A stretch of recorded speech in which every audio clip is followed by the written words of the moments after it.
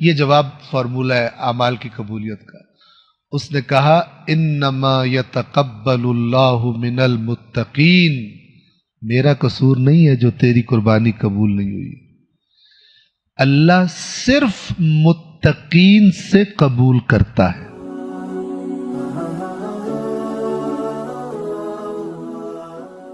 حضرت آدم کے دو بیٹوں کی داستان سورۃ المائدہ میں ہے۔ اللہ تعالیٰ اپنے نبی سے فرماتا ہے وَاتْلُ عَلَيْهِمْ نَبَأَ ابْنَيْ آدَمَ بِالْحَقِّ، اے رسول ان کو آدم کے دو بیٹوں کی حق پر مبنی خبر سنائیے۔ اذ قربا قربانا، جب ان دونوں نے ایک قربانی کی، فتقبل من احدہما، تو ان دونوں میں سے ایک کی قبول کر لی گئی، ولم یتقبل من الآخر، اور دوسرے سے قبول نہ کی گئی، قال لأقتلنک، تو جس کی قبول نہیں ہوئی تھی وہ دوسرے سے کہنے لگا میں تجھے قتل کر کے چھوڑوں گا۔ آپ اندازہ لگائیے قربانی قبول کرنا یا نہ کرنا یہ وہ سامنے والا کا تو کام ہی نہیں ہے، وہ تو اللہ کا کام ہے۔ قبول قربانی اللہ نے نہیں کی اور یہ کہہ رہا ہے میں تجھے ماروں گا، تیری قبول کیوں ہوئی ہے؟ قال لأقتلنک، اس دوسرے نے کیا جواب دیا؟ یہ جواب فارمولہ ہے اعمال کی قبولیت کا۔ اس نے کہا انما یتقبل اللہ من المتقین، میرا قصور نہیں ہے جو تیری قربانی قبول نہیں ہوئی، اللہ صرف متقین سے قبول کرتا ہے۔ اس کو یاد کر لو، ائمہ کی روایات ہیں حرام نہیں بڑھتا، اگر بڑھے تو برکت نہیں ہوتی۔ برکت سے مراد وہ ہے کہ جہاں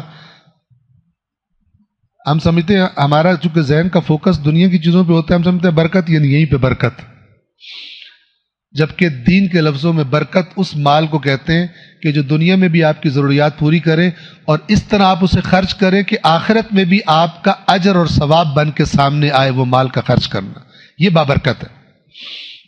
امام نے فرمایا حرام بڑھتا نہیں، اگر بڑھ جائے تو برکت نہیں ہوتی، اور اگر اسے کسی نیک کام میں خرچ کرے تو کوئی اجر نہیں ملتا، وہ نیک کام قبول نہیں ہوتا، اور اگر پیچھے چھوڑ کے آئے مر جائے اور حرام کی کمائی پیچھے چھوڑ کے آئے تو وہ جہنم میں جانے کے لیے اس کا زاد راہ بن جاتی۔